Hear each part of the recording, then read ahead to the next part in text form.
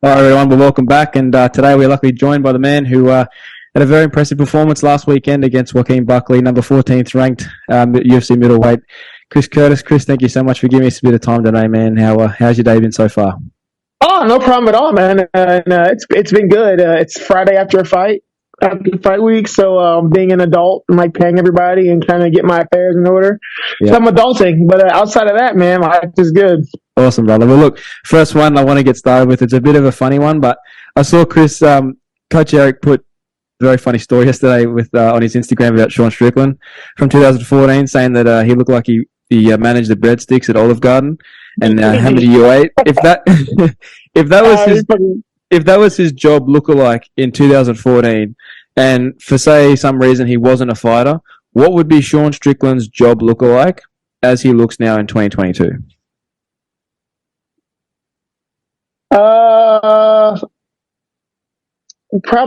Probably like, one of those guys that gets out of jail. He turns his life around.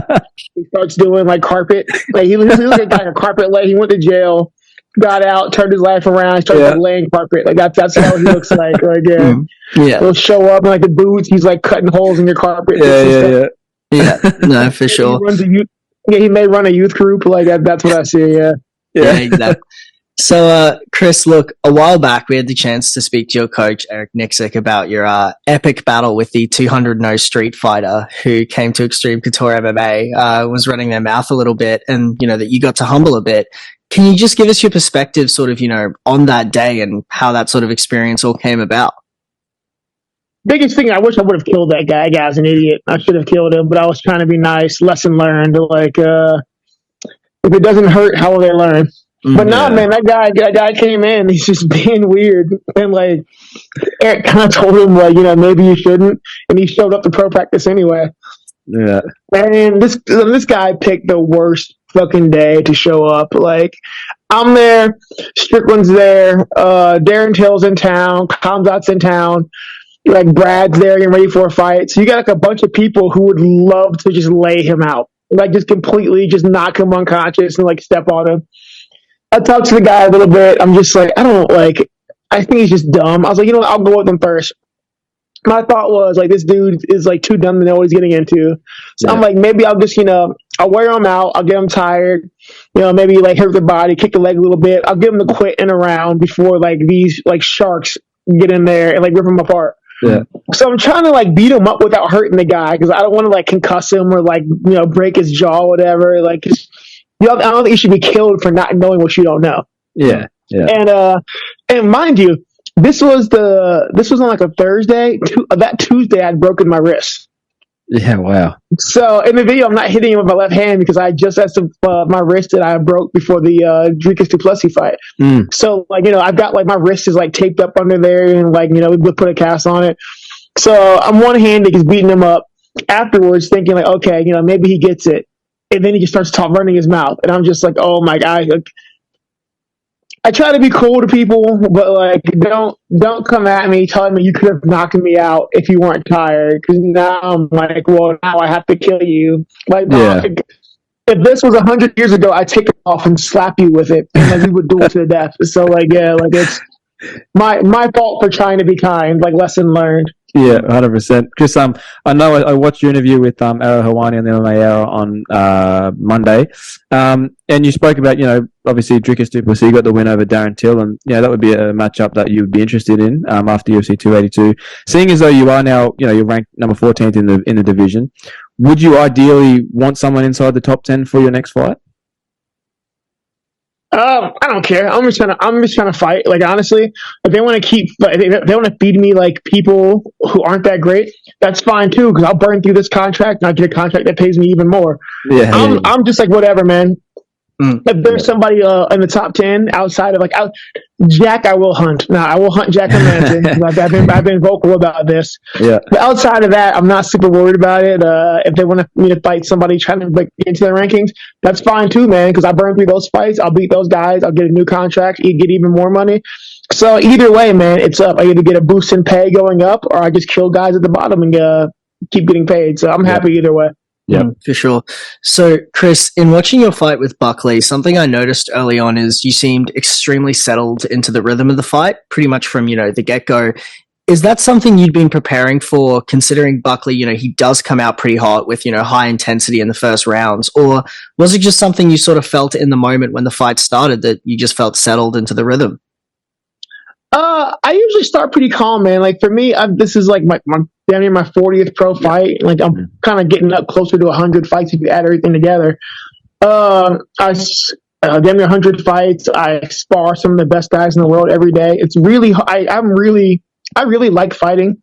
I'm very, very, very comfortable fighting. It's not one of those things that once we're in there, it doesn't really scare me. Like I always tell people, unless you can like levitate and throw fireballs, you're not really going to do much I haven't seen before. What if they're a 200 no street fighter though? Right? Like, it's fine. Like unless he throws fireballs, it's fine. So like for me, man, seriously, like it's just, we knew he would come out hard. We knew he was going to come out fast. It's fine. Like that doesn't scare me. Like, I got really good faith in my ability to defend and see punches and take care of myself. So because you're not going to scare me by by doing a whole lot. Like that's fine. Like, and going into this fight, we knew, him coming out hard. The more he like goes crazy and does stuff, the more chances there'll be to find that shot. So nothing to be like. There's no reason to be scared. Like it's the fight we won and it's the fight we expected. Yeah, 100%. Chris, obviously I know your man Roman Dolidze is scheduled to face Marvin Vettori now in London at UFC 286. I want to ask, man, sort of early looking at the fight, what areas of Marvin's game do you think that Roman will be able to exploit, and will you be heading back over to corner Roman in that fight? We haven't even talked about the fight yet. I haven't talked to Roman about it. Like he's kind of, we're supposed to do something, get dinner last night, but I ended up cutting weight with Sean, so I'll try to catch up with him today. I don't know Roman and Marvin, so it's just a crazy fight because, I think a big thing is Marvin is comfortable grappling. Yep. Which will definitely, I mean, like he's not against initiating takedowns, which will kind of play in Roman's favor. But at the same time, man, Marvin is hard to submit. He's hard to, he'll initiate grappling, but at the same time, when you got a guy on top of you who's good at holding you down, doing damage, not getting tired, it's going to be that's some cool matchmaking. I hadn't expected that fight. Like that's the more I've thought about it, like it'd be actually a really interesting fight. Mm-hmm. But where's that at? London? London, yep, London. I'm not London just yet. Yeah, we'll see. Yeah. So, Chris, something that I know Josh and I are pretty passionate about is bringing a real change to the MMA media scene. As someone I've been a fan of the sport for a long time, and I'll admit a lot of the MMA media, they clickbait, they write headlines that are, borderline lies. And, a lot of them don't really understand martial arts. What's something about MMA media that you'd really like to see change, like across the sport? I guess, so post-Jack fight, I've realized a lot of MMA media, I called the media out in my interview too, post-fight. A lot of them are just assholes, man. A lot of them really are just chasing the newest thing. And they're the same people that are quick to write you off as soon as possible. I guess that's just, they're going with the tide of things and going with the flow. But it really just is, there's a journalistic integrity is not really a thing too much in MMA media. It's just you're saying, like you're saying, whatever the fuck gets you the clicks, and it's pretty interesting because at first they'll love you, and then the moment they can get more clicks dogging you, they will. And it's just there's very few people I say like high level media people who are like have integrity when it comes to like covering the sport and do it from an objective position. It's just not really a thing. Yeah, 100%. Chris, had 3 fights this year, and obviously after quite a flawless performance last weekend, especially coming back after the loss in July. When can we expect to see the Action Man back in action? Is there a specific time frame that you are looking at, or a certain date or a month that you'd like to come back by? I'm looking at I would love to do towards the end of March, early April. April. I kind of need a little bit of time to heal. On top of that, kind of get everything in order. Like we went pretty hard this year. Yep. And honestly, I really hate training in winter. I hate running outside in winter. It's miserable. So if I can get back in the spring, that'd be great. I'm really happy with that. Yep. But I don't know, man. Late March, early April, I would love to get a headline of a fight night card, man. I'm still really pushing for that Dricus to Plessis fight on a fight night card. Give me a 5-round headliner, man. That'd be a fun fight for 5 rounds. 100%. For sure.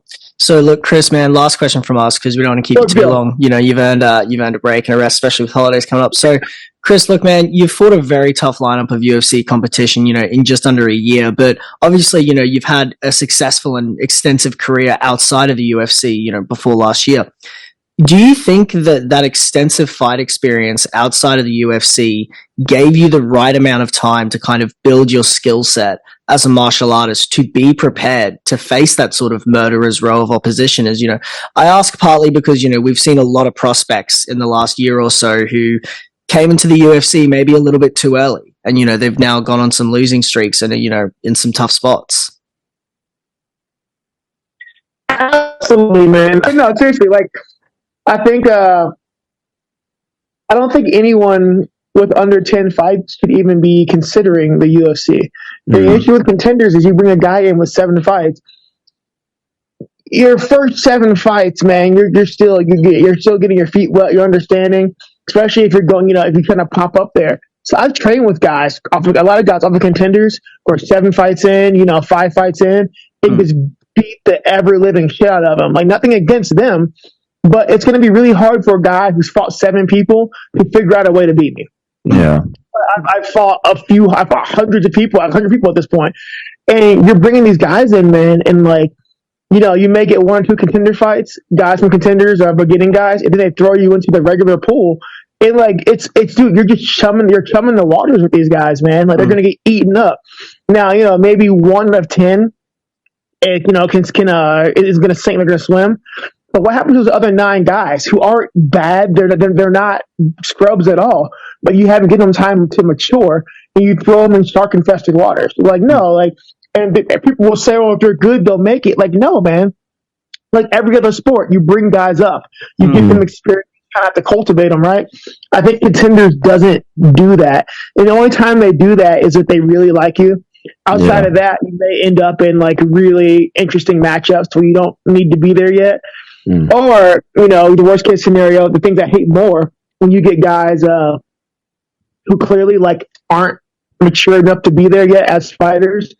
So you bring in even less mature people for them to fight. And like, what is that? Like, you know, when I was coming up, the UFC was the top. You knew you had to like work your ass off, and you were trying to get as many fights as you could to get the experience and get everything down. Because when you hit the UFC, you should have like 12, 15 fights. You should be like have an understanding of what's going on. And now, you know, you got guys 6 fights, like, oh, getting signed. Like, what are you even? When I was coming up, but I would never ever have even thought about being in the UFC with 6 fights. Like, I couldn't even. If somebody told me, like, yeah, I'm gonna get signed to UFC with 6 fights, those guys would come in like, yeah, I got 4 fights to go to the UFC. We'd be like, you're an idiot. Like, I hope you get killed. And like, now, it's normal, and I think it's a terrible, like. Okay, so do you remember Strikeforce had Challenger Series? Yeah. If the UFC had a Challenger Series, I could get it. Yeah. You could bring the contenders guys in and let them fight amongst themselves and, like, you know, maybe like low level opposition and do that before you bring them to the main roster. When these guys are getting a fight or 2 and coming into the main roster, like, what happens then? Like, these guys are getting fucking splattered, like absolutely splattered. And you're just shortening careers. You're breaking guys' confidence. You're shortening careers over, you know, having this like wood chipper of a feeder system. I think it's just a terrible idea. For sure. Well, look, Chris, man, thank you so much for joining us today, man. We really appreciate your time and bearing with us through the technical difficulties, man. Yeah, sorry, I don't know what's going on today. No, man, it's all good. It's all good, man. Players or some shit, who knows? Yeah, exactly. But look, man, enjoy the holidays. You know, enjoy a well-earned break, and I know Josh and I are really looking forward to seeing the action, man, back in there next year, man. So all the best. Thanks a lot for having me, guys. I appreciate it, seriously. Always, man. All right, thank you, have Chris. a good one, Chris. Appreciate it, man. Yeah.